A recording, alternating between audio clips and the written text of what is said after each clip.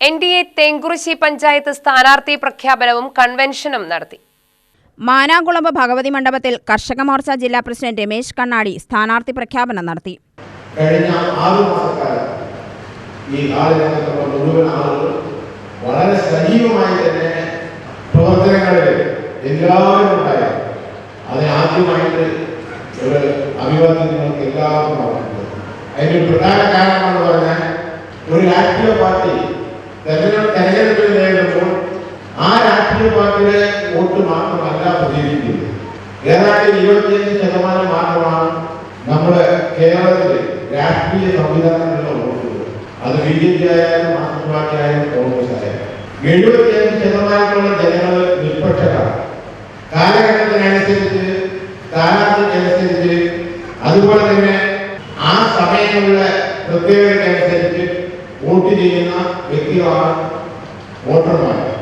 പ്രത്യേകിച്ച് പഞ്ചായത്ത് തെരഞ്ഞെടുപ്പ് വരുന്ന സമയത്ത് അതിനപ്പുറം പല പ്രധാന ഘടകങ്ങൾ അതിനകത്തുണ്ട്. പ്രാദേശികവാദം, അതുപോലെ തന്നെ മത്സരിക്കുന്ന സ്ഥാനാർത്ഥിയുടെ വ്യക്തിത്വം, അതുപോലെ തന്നെ ജനങ്ങളുടെ വിശ്വാസ്യത എന്ന് പറഞ്ഞു കഴിഞ്ഞാൽ ഞാൻ എന്റെ പ്രസ്ഥാനത്തിലെ വലിയ ഭാരവാഹിത്വം വഹിക്കുന്ന ആളായിരുന്നു. പക്ഷെ ജനത്തെ സംബന്ധിച്ചിടത്തോളം ഞാൻ എന്റെ പ്രദേശത്ത് ജീവിക്കുന്ന ഒരു വ്യക്തി എന്നുള്ള നിലയ്ക്കാണ് നമ്മളെ കാണുന്നത്.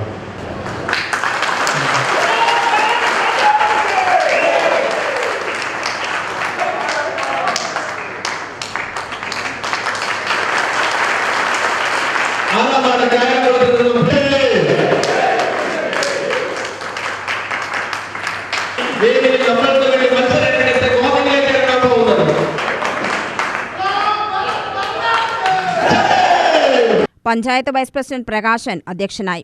സംസ്ഥാന കമ്മിറ്റി അംഗം MK ലോകനാഥൻ, മണ്ഡലം പ്രസിഡന്റ് MB ശ്രീനിവാസൻ, ശിവസേന ജില്ലാ president Bose, panchayat general secretary Raghunath, Prajeesh, ward മെമ്പർമാരായ ഉണ്ണികുമാരൻ, ഓമന സുരേന്ദ്രൻ, ഷിജു എന്നിവർ സംസാരിച്ചു.